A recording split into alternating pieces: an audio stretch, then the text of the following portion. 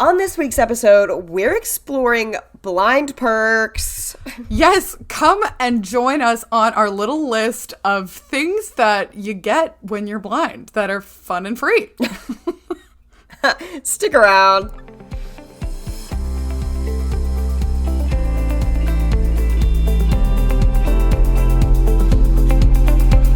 Hello and welcome to Rare with Flair, the podcast where two best friends with the same rare disease are out here living our best lives. I'm your host, Casey. And I'm your host, Cassandra.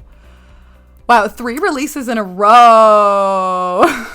Yes, I know. We're like Taylor Swift over here, just releasing episodes as fast as she's releasing albums. Speaking of which, her album came out. Wow. The Life of a Showgirl. I'm really glad that we get to We're having a lot of fun. I know, finally. Such a fun album. So it's fun. Just, it feels good to have new music. We are well fed as fans. Yes. We are well fed. Because there are other artists we won't mention who take a very long time in between album cycles. Yeah. But, you know, if you're a Swiftie, you're well fed. Well we're fed. Happy about that. And I will be hearing no controversy on this album. I still think it's great. I love seeing the discourse online. I think it's really funny, but you know what? Is it like we were talking about this yesterday. Is it top 5 Taylor albums? Maybe not, but she just has so many really good albums. Oh yeah, it's impossible. It's really hard to rank. To really rank them. It's very hard to rank, but we hope you enjoyed, our really, really, really special 2-parter introducing Cass's new guide dog, Anaheim. If you have not heard it, just take some time, take a couple hours. Take a couple hours, leave this episode behind. Right. Who cares? I'm just kidding. Who cares about this? It's fun. It was really, really fun to put together, and because we recorded it all in one sitting, and Casey did, a tremendous job editing that with all of the different voice memos that I had sent. Just so fun. And really, we've talked about how the pod is such a time capsule for us for a lot of different things in our lives. And that is, like, a really special time capsule that, like, I get to keep forever. And whenever he retires, hopefully in 1,000 years, I will still have these episodes that get to document the really exciting moments of being in training with him, and I'm so glad that you were part of it, Case. That is so special. Like, well, first of all, thank you for the compliment. I think the editing was a lot of fun because you gave me so much good content to work with. But having this as a time capsule and having it forever and having these memories, you wouldn't be doing that if it weren't for the pod. No. You wouldn't have been making these voice memos if it weren't for the pod. And there's just so many things you would have forgotten. Like, of course, you'd remember the main, most important things, but there are those little things that you just forget. And so it's so special. It was to crazy. have that. Yeah, exactly. I mean, even going and listening to them before we released the episodes, there were a couple things that I had said in my memos that I was like, oh my gosh, yeah, that totally did happen. I was already forgetting because training is truly such a blur. So I'm super excited that we got to do that, and it felt special. And that's why we released them 2 weeks in a row, because we couldn't just give you part 1 and not give you part 2. But we wanted to get back on our regular schedule, hence the 3rd week in a row. And this is not a guide dog related episode, which, you know, is fine because that's life. No, I'm actually really excited to talk about other stuff. It's still a rare related episode, though. We're still in the rare vein of things. Yeah. And so that's fun. I mean, I did really miss recording because we did record it all at once, like almost a month ago now. So I know, I missed it too. It feels so good. How have you been? I've been good. Yeah, the weather is finally cooling off. It's beautiful. It's not cold enough that I can wear like my cute sweaters and an orange cardigan, perhaps, that may or may not be related to the Life of a Showgirl. But that's very specific. Oh, wow, yeah. But it's still really nice to be able to walk and not be super sweaty all the time. That is nice. What about you? Good. I just got back from Reno, Nevada. I helped run the Adults with Albinism weekend for NOAA, and this is every other year we have this little weekend, Adults with Albinism weekend, to get together, and it was a lot of fun.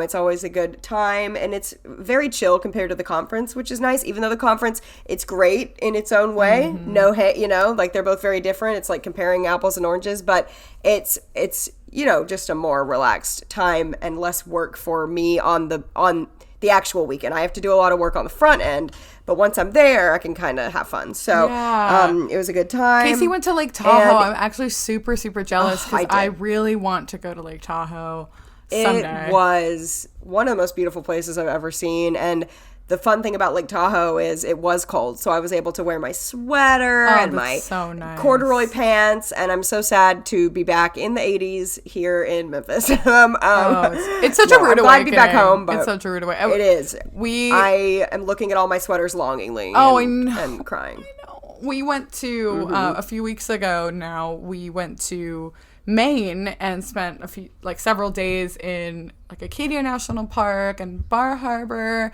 And by we, I mean my parents, and then, of course, Anaheim got to come on his first trip. Oh, of course, his first trip. He did so well. He was a very good hiker. The weather was nice enough that I got to wear, my beanie. Oh, man, it felt so good to wear a beanie. Man. Oh, I'm sure it did. So, I can relate. Cass, it's kind of funny. It's kind of funny that you're mentioning visiting a national park. My goodness. What kind of transition. What a transition, because you're the one that came up with this episode idea. I did. So do you want to explain how this came about? Yeah, I'm there in Acadia, and it dawns on me that, man, there are a lot of perks to being blind. We did talk about things that we can't see may or may not come up later. However, I was just thinking of all of the free things that we get because we're blind, not necessarily just because we're blind, but also to make life more equitable, right? Because life is hard. Mm-hmm. Yes. But there are some nice things that we get to enjoy, right? There are some nice things. We don't want to, and listen, we've gotten some hate throughout our lives for getting these things. Yes. And some people are like, well, why do you deserve to get that thing? Most of these things, like Cass said, are just making it equitable for us, just making the experience equal. But also, we love our lives. We wouldn't change our lives, but we also wouldn't choose to be blind just to get these perks. Are not good enough to be like, oh, I wish I were blind so I could get those perks. They're not that exciting. Okay. They're not life changing. So just want to make that very clear that, life is hard when you're blind. And these are just some good, cute little breadcrumbs we get, going through our time. But, we're not over here saying that, we're never having to lift a finger and everything is perfect. True.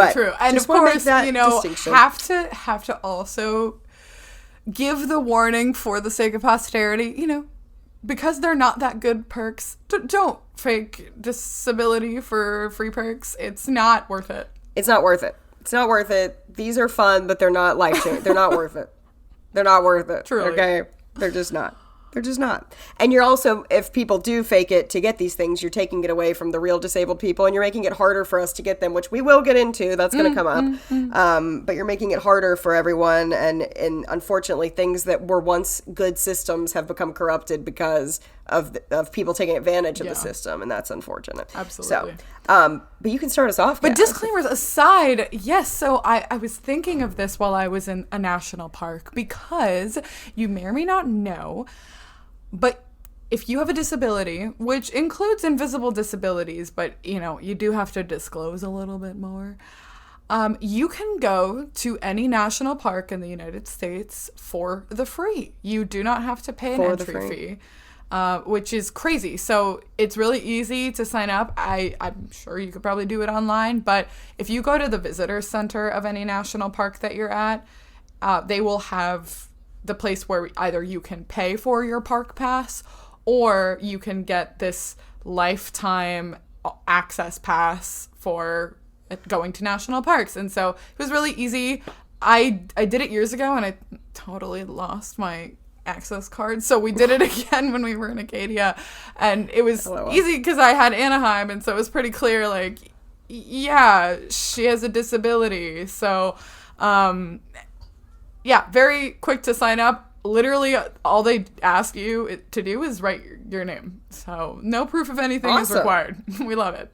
Very nice, very nice. And it applies for not just you, but everyone in your car. So if you are traveling with people and at like the guard stations, they'll like take your pass, but it included my parents as well, right? So anyone that could fit in our car was able to also enter for free. Very nice. Very nice. I love that. I think that's one of the better ones on the list, probably. True. So number 2, we've talked about many times. We've gone over this one, but theme parks. So I want to make it clear that every theme park is different. You have Walt Disney World, you have Universal, you have Six Flags, all these different theme parks, right? They're all different, but most, if not all of them, have some kind of disability access services, where you can often get in a fast pass line to not have to wait in the full line and get some other things. Now, we have talked a lot about this. We have made at length. We have made multiple episodes, including one called the unhappiest place on earth. I'm really proud of the title. I'm really proud of that title too, and it really was a horrific experience. If you want to go back and listen to that, it was not good. But that being said, usually you can get some kind of quote-unquote perk at a theme park for having a disability. But it definitely changes, and unfortunately with Disney especially, things have really changed over the years because people took advantage of the system and they abused the system until it was no longer working for any of us. So that's really unfortunate for us. Yeah. And for all the other disableds out there. But, yeah. It is unfortunate, but, it is really helpful when it can work. This includes, besides what Casey said, it includes a pretty big variety of things because you can often have preferential seating in shows as well, which is really helpful. Sometimes, especially if you are a service dog handler, you can maybe get placed in an area that is like less crowded for watching things like fireworks so that your dog does not get trampled. So you often get to sit with like the strollers and the wheelchairs. But yes, you just have to figure out what theme park you're going to, whether it's, unfortunately Disney, just because of our experience last time, or Universal, or even smaller theme parks like Six Flags, or I was actually at Cedar Point last year in Ohio with some friends, and I had my cane, so it was offered to me by some employees, but, obviously like any accommodation, you can totally choose whether to take or leave it, and because I was with my friends, like I didn't really want any special treatment in that way, right? But if I were with family or God forbid by myself, I don't know if I want to go to a theme park by myself, but you could absolutely take advantage of what is, I guess, what is owed to you, because I don't want to say like you can take advantage of it in the sense of you can exploit the system, but you can exercise this perk.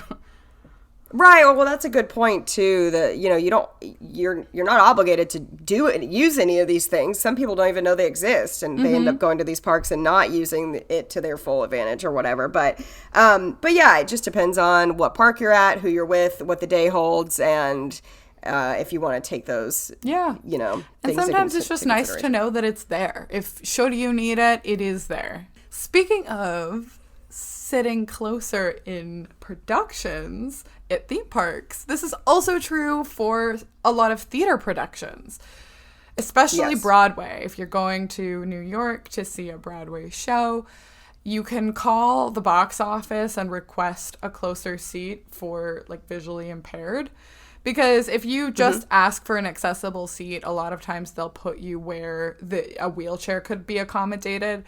But often that's like in the middle, and that's way too far for us to be able to see anything. Even with like a binocular, it's just really far away. Yeah, typically with this, they'll only give you 2 seats. So if you're going with a big group, it's not as usable. And unfortunately, I think it's caught on because you don't really have to prove that you're visually impaired. And so sometimes when I'll call a box office, the visually impaired seats will be booked up for like a year. And it's like, how are there that many visually impaired people out there? But anyway, that's beside the point. But yeah, it is very useful sometimes. Now, it's funny. It's like, can we even fully see it up there? No, not really still. But it does help with I was going to say a bioptic. Nope. A monocular. I guess you could use a bioptic at the theater. I choose not to. But with a monocular, it does help the closer you are to see more of that detail. Mm-hmm. Yeah, Casey and I got to take advantage of this when we saw Hamilton. I mean, we've seen other shows and gotten to use this perk, which is really great, and it does help. Every little bit counts, I guess. But I think a sub point to that is you can also request audio description for live productions. We've talked about this before. I think it's sometimes challenging when there's a play, because it's hard with the live describer there to find convenient places to interject. Right. And it's often only on certain nights that they have the live describer. I've also had like equipment malfunctions with this. However, for something like a ballet, highly recommend. There's no dialogue in a ballet, so it's nice to know what's going on. Very, very true. Additionally, there may be, if you go to a concert as opposed to like a live production, there might be an accessible section for you to be able to sit in. And again, it may sort of be like what we were just saying earlier about it may be a better space for wheelchairs than it is for someone with low vision, especially in a place that has like general admission standing room only. But it really depends the venue. There is a venue that I've been to many concerts at close to me in Columbus, and the accessible seating section is actually closer to the stage than even the standing right at the barricade in GA, which is really helpful. But you would just have to see, and you can also enter early. So this is really helpful because often people wait in really long lines to go into a concert to get prime standing position. Often though, I have been let in early. Like I'll show up with my cane and the bouncers are really nice. There was a period of time that if you've listened to this show, you know that I went to many, many concerts. And so there was a period of time where they knew who I was and they would just help me get in early, which was super kind. My mom and I even did this when we went to see the Eras tour in Vancouver. So there was, in the huge stadium that the Eras tour is in, there's often always like an accessible entry door. And so instead of waiting in the really long queues outside of the regular entry doors, we got to stand with the fellow disabilitarians and enter into the stadium much quicker than everybody else. Awesome. Up next, kind of in a similar vein, if we're talking about going to shows and stuff like that. So at some museums and some Broadway shows, they do what is called a touch tour, where you can go on a regular tour like you would of a museum, but you get to touch, which is very fun because we are blind. You get to touch some specific things that normally people would not be able to touch. I did a touch tour at the Metropolitan Museum of Art, and it was really cool. We got to touch different statues. And my friend who worked on the show Hamilton, I've never been to their touch tour, but he would run touch tours for blind groups sometimes where they would get to touch different set pieces, costumes, that kind of thing. And so not every museum has this, not every show has this, but when they do, it's really, really cool to get to have that really up close and personal moment with the stuff. Yeah, I got to experienced this when I went to Italy earlier this year in Florence. Yes. The Uffizi Gallery allowed me to wear some gloves, and I got to touch a lot of the statues, which was actually just really, really, really cool.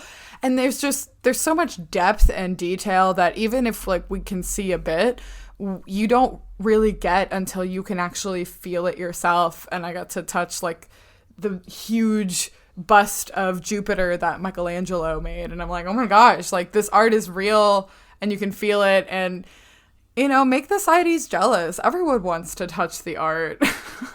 It's true. So that's a fun little perk. What is it? Do you have a cartoon quote that comes to mind when we talk about touching the art? Touch, don't touch. Don't touch. I was thinking of SpongeBob the whole time. Touch, don't touch. I think of that every time I'm in a museum. Oh, every time I want to touch. Touch. Okay, so the next thing is, you are in college. If you are registered typically with your school's disability services, you can register for classes before everybody else. Yes. You can stack your schedule in whatever way you choose. If you've ever seen the show Community, they fight entire wars on this show in order to get primary registration, where you could in theory schedule like all your classes on one day or get the professor you want, or it's actually really, really helpful. It's actually really helpful. When you're disabled, stacking your classes and your schedule in a way that is helpful is important. But also, like Cass said, with the professors, there are some professors that are just known around campus to be way more accommodating. And there are some that are just not easy to work with. And you get that first choice of which professor you would like to work with, because it is a partnership when you're talking with a professor about your disability and how to handle it, and you don't want someone who's going to make it a nightmare for you. So that was a really helpful thing. And I also think like visually logging on there and kind of feeling the fire beneath your butt of like having to do it quickly, you don't have to feel as rushed because not everyone is on there at once, signing up at once. Like, so for all of those reasons, it was really cool to be able to get the classes and professors you wanted. It was so great. It was extremely helpful. So also for college students, free money, aka scholarships. We love it. I think it's important to mention here that generally, in order to get scholarships, you do have to be a good student. It's not just because you have a disability, which is true about any minority representing scholarship. It's not just because you're in that group. It's because you are in that group and have really good academic merit.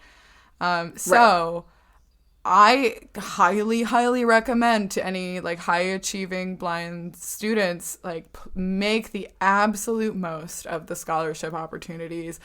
I'm really, really honored and grateful that I got as many scholarship opportunities as I did.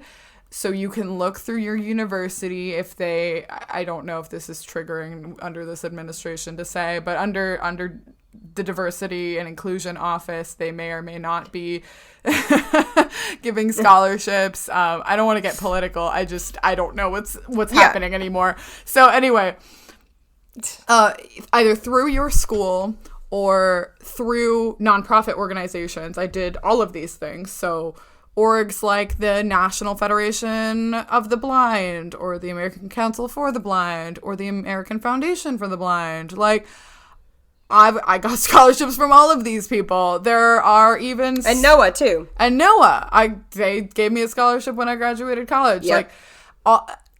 This is what makes college hugely, hugely, hugely helpful, because it's really expensive to get an education. Yeah. Yes. But it makes a massive difference, and every little bit counts. $1,000 here, $500 there, and there's a really big one from Lighthouse Guild that was it's pretty life changing for anyone that gets that award. So there are lots of places that you can look if you have high academic merits. Also, your state's services for the blind may also help you be able to pay for school as part of, usually they want to help you get a job. And so if getting an education is part of your road to getting a job, they can also help you pay for part of your schooling. So it's time consuming, yes, but if you think of it like a job that, you know, for working for a couple hours to write an essay, you get paid $1,000. That's like kind of an unbeatable wage. Absolutely. Absolutely. Yes. And yeah, I mean, just to reiterate what Cass said, it's not like they're just giving scholarships to anyone who's blind. You have to have the merit, because I was going to say a competition. That's not the right way to put it, but there is competition. Like, there are other people wanting these scholarships too, and they don't have endless amounts to give out. So it's not everyone gets them, but it's worth looking into for sure. Okay, up next, this is kind of a funny one. We just thought we would mention it. Free matter for the blind when you're mailing something. Now, Cass and I don't know a ton about this. I know through some organizations I work for that you can do this, but I believe if you're sending anything in the mail that has to do with blindness, like if I was going to send you some Braille materials, Cass, or something like that, I could probably use free matter for the blind. And it's like, you know, just sending the mail without a stamp. And it's pretty cool if you ask me. It's fun and random and free mail. I once got a tactile Braille coloring book from a friend who sent it free matter of the blind, or free matter for the blind. Yeah. There we go. Yeah. She's blind. You're blind. Sending each other blind things. Yeah. In the mail for the blind. There we go. Okay. Up next, more money related things. So if you are blind and you are doing your taxes and are taking the standard deduction, so you're not itemizing in any way, you can check this box that says that you are in fact blind, and you get a larger standard deduction on your taxes. Woohoo. More free money. Woohoo. We just have money pouring in because we're blind. We just get so much money. After we spend money on all of the things that we need to survive. The things we need. We're so rolling. It's like Scrooge McDuck. Yeah. Rolling in the cash. McDuck. Okay. We're like Scrooge McDuck. How many cartoon references can we make in one episode? Can we make in one episode? I mean, it's something we often do, so we're probably not beating our own record. But so up next is something we talk about quite a lot. The airport. We are often in the airport. I was just in the airport. You were just in the airport. We're in airports quite a lot. But if you are blind and you choose to get airport assistance, you can skip the line for TSA. Without pre-check. It is pretty great. Without pre-check. And that, I will say, it's pretty incredible, because when I am trying to time, you know, the amount of time I have for when I need to leave the house to get to the airport to get on my plane, I do feel less anxious knowing that I'm getting through TSA quicker. And I just I don't need to worry about how long the TSA line is going to be, because sometimes it's very short, but sometimes it's very long, and you never know. Yeah. And we don't have to know, because we get to skip the line. And it is really, really great. Bonus perk is that TSA isn't yelling in your face, because you have an assistant who's basically helping you put the stuff on the belt, which is just really nice, because we've talked about this a lot, especially recently, but I used to go through the airport without getting airport assistance, and I gotta say, I'm not an anxious person. The anxiety of getting yelled at by TSA, I hate it. Expecting you to do something by gesturing is just no. Oh, it's just not good, because they don't know we can't see, and even if they do, they're still gesturing and yelling at us. So, you know, there's that. But also, pre-boarding. Yay! The airplane. Yeah, you get to pre-board the aircraft. I love this because it is harder to find your seat when you can't see things, and I usually get the flight attendant to lead me to my seat, or I can really take my time finding my seat. And if there are a bunch of people behind you, that is not fun to try to take your time. So, you know, we get to take our time pre-boarding, and I love it. I enjoy having that time without other people It is quite lovely, and especially as someone who has had guide dogs, it takes extra long to, you know, accommodate you and your dog and your bags in the bin and overhead and everything at once. And so to have people like impatiently waiting behind me is unpleasant. Very. But also for any service dog handlers, you can call ahead to your airlines. They all have like an accessibility services desk, and you can get a seat with more legroom for you and your dog so that your 70, almost 80-pound lab isn't crushed in the seat along with your very long legs. Exactly. Okay. Speaking of transportation, not just air travel related here, we are also talking about discounted transportation, public transit specifically. So if you are, I mean, for my city, I think it's different for everyone because you have some experience too, Case. But for the city of Columbus, where I live, if you are eligible for paratransit services, you don't even have to really use paratransit services necessarily, like the small bus. But I have a card that I can take the fixed route regular bus, that I swipe my card and I get free bus rides until my next renewal cycle of my paratransit card. So we love free transit. Yeah, that's awesome. Yeah, most cities have something like this. When I lived in New York, my Metro card for the subway, it was discounted. It was not free, but I want to say it was like maybe half off. I can't remember the exact discount. That's it's been still pretty nice. I cannot believe I'm saying this, but next year will be 10 years ago that I moved. So that blows my mind. Yes. Oh my gosh, because it's 10 years since I got Romana too. It was the same time. Yes. So I can't remember every detail, but I just went up to the desk down in the subway station, you know, and they did it for me. So it wasn't hard to get that activated. Nice. And then it stayed that way forever. You know, I had the same card forever and it stayed that way. So that was really great. And yeah, most cities with public transit will have some kind of discount or free for disabled people, which is great because we cannot drive car. Yep. Nope. No car. Just bus. Up next is one of our favorite things in the world. And you know, Cass, I was thinking of like all these things being exploited and taken advantage of. And I was thinking of this next thing. And I was like, this is something that I can totally see people exploiting. I've actually seen TikToks about people telling people how to do it, which is really disturbing. However, you do have to have a doctor's note, which I do think maybe helps a little bit. I hope. I hope, because I can totally see this getting out of hand. But we've talked about it many times. It is Bard Mobile through the National Library of Services for the Blind and Print Disabled. You can look this up at something.gov. What is I think it's National Libraries, NLS.gov. NLS.gov. NLS.gov, National Library Services. There are like 4 acronyms for this because it's through the Library of Congress. So it's like LOC, and then there's also OLBPD, library for the print and NLS. Yeah, I don't know, it's a lot. And then Bard. Yeah, it's a lot. But we've talked about this many times. It is an app you can download on your phone and get free audiobooks. I use it daily, literally daily. It's life-changing. It's incredible.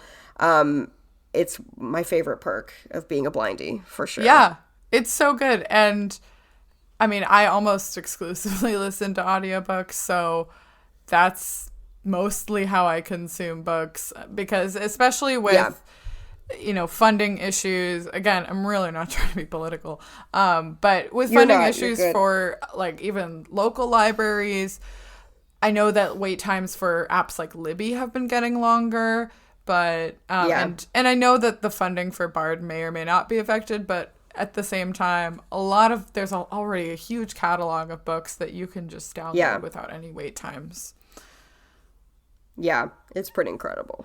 Another fun perk, if you are a student of some capacity, so whether you are like in school actively, middle school, high school, college, you can have free access to Bookshare. Bookshare is another way to get accessible print content. Just like Bard, you also need a doctor's note. I think I totally forget how you get registered at this point, because it was so many years ago that I got registered for Bookshare. But you get free access, and it's really nice because you get ebooks. And you can, so I got a lot of my books for grad school through Bookshare. And it's really helpful because you can download them and read them at really large fonts. And again, free for students. So once you graduate, they expect you to pay money dollars for it, which is understandable because they are a nonprofit. But for students, super, super helpful. And if a book is not on Bookshare, I did this once when I was in high school, like a required reading book for my literature class. You can like mail them a book and they'll chop it up and scan it into their system. So then that book will exist on Bookshare. Awesome. So it's actually really great. They really strive to help people. Lovely. Love that. So this one is a little bit maybe larger. So again, don't be going faking blindness out here, okay? But through different programs and organizations, you can get free assistive technology, including just like regular technology. So I've gotten this from the State Services for the Blind, but there are some nonprofits that you can also get free technology from. So when I was really young and in middle school, I got my first laptop, and it was provided to me for free from a nonprofit organization, and they were super helpful. A lot of times, like, they might ask you to volunteer in order to qualify for it, or it depends the specific org. I think I had to write a letter about how it would like benefit me. But it was really helpful, and so much of my technology, my assistive tech that I used throughout school was provided through that. So like computer is my first iPad, and like y'all know, I'm in love with the iPad. I have been since I was like 14.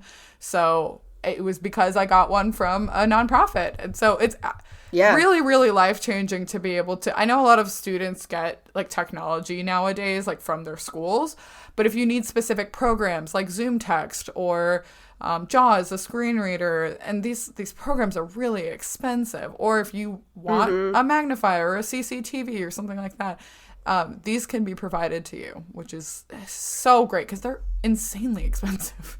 Oh, insanely, yeah. And I do want to plug, again, NOAA, National Organization for Albinism and Hypopigmentation, since I know we do have a lot of people with albinism who listen to this. NOAA does have an iPad program where they give away a certain number of iPads per year. The number can change for the year. So not everyone who applies gets one, but it's worth applying for. And like Cassandra said, there are many organizations that do this.